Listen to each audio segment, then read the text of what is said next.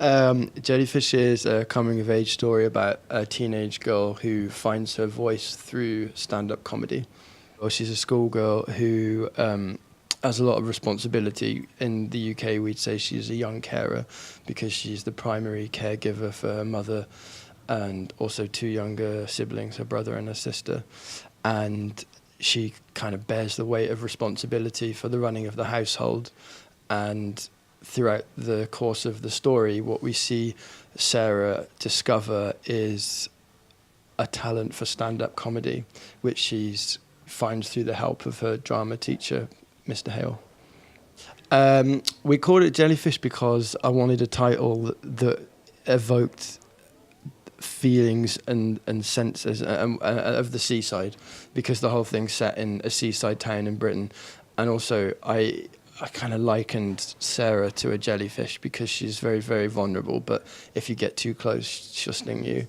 Yeah, it's a bit metaphorical, but yeah, that's why. There's a lot of different stuff, and a lot of different parts of me and my experiences went into the writing of Jellyfish. The setting was there from the start, and I knew I wanted to tell a story about somebody who discovered a way to express themselves and tell their truth, and have the threat of that being taken away from them. The specific set of circumstances that Sarah is in, they were always there from the beginning. And I always wanted to set the film in Margate. And there's a very prominent British artist called Tracy Emin who grew up in Margate, whose work I'm a huge fan of, and she made a Super 8 film many years ago that was all about her dealings with growing up in Margate. And I saw that after I'd had the initial idea for Jellyfish in the Turner Contemporary, which is actually a museum in Margate. And when I saw that, I just thought, right, this is definitely something that, like, this is a story that deserves to be told. And it kind of just grew from there, really. I mean, it was shot over 5 weeks. It was a very tumultuous 5 weeks. Oh, was it 3 weeks? It was literally only 3 weeks. So it was very quick, and you had to go on instinct a lot because there wasn't a lot of time to think about it. We had like a rehearsal process. But when I read it when I was 16 and I just started A-levels, I was kind of itching to get out of school. But not just that, I read it and I just had a gut reaction to it. I just loved her. She's so different to me.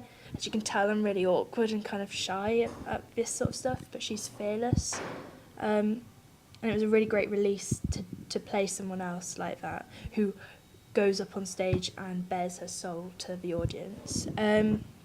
So it was really emotional to play her, but incredibly fun as well. It was quite short. I did a self-tape, sent it in, and then went down for an audition, which was like really scary because I had to do the stand-up routine as part of the audition. But it was fine.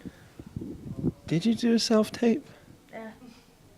Because what I remember happening, so because Jellyfish is Sarah's in every single scene, and to find a 16-year-old with a playing age of 15 who was going to be capable of carrying the film entirely on her shoulders I thought at one point I had written an impossible script because, and I mean this with all due respect to the actors that I did see, and some of them are really, really good, but they just weren't quite right for the part because there are so many different sides to Sarah's character, because even though she is fierce, like Liv said, she's also deeply vulnerable.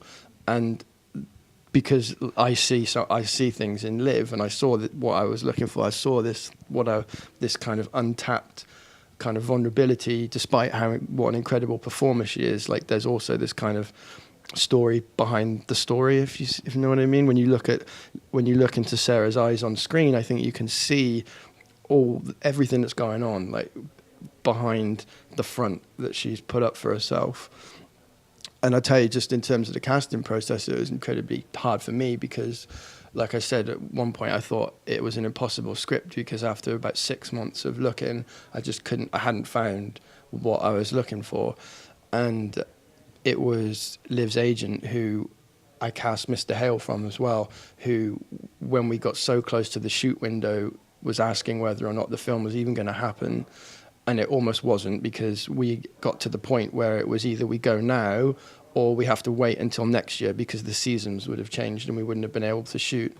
And she read the script that night and then sent me a self-tape that Liv did for another project the next day. And then we met in London, and then that was kind of it, really. So, I didn't even see a self-tape for Jellyfish. It was, I think, something... Okay. Yeah. So, but yeah, it was an instant thing. When I saw that, I was like, right, that's it. Like, I was pretty late. I was like 99% certain. I remember calling my editor straight away, going like, we found her. Like, that was it. So it was like one of those kinds of stories, really. Strong with milk. Yeah.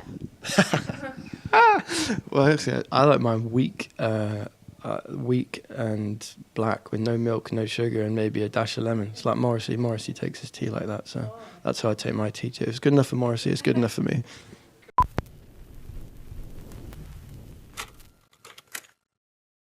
Alliance, c'est le festival du film britannique.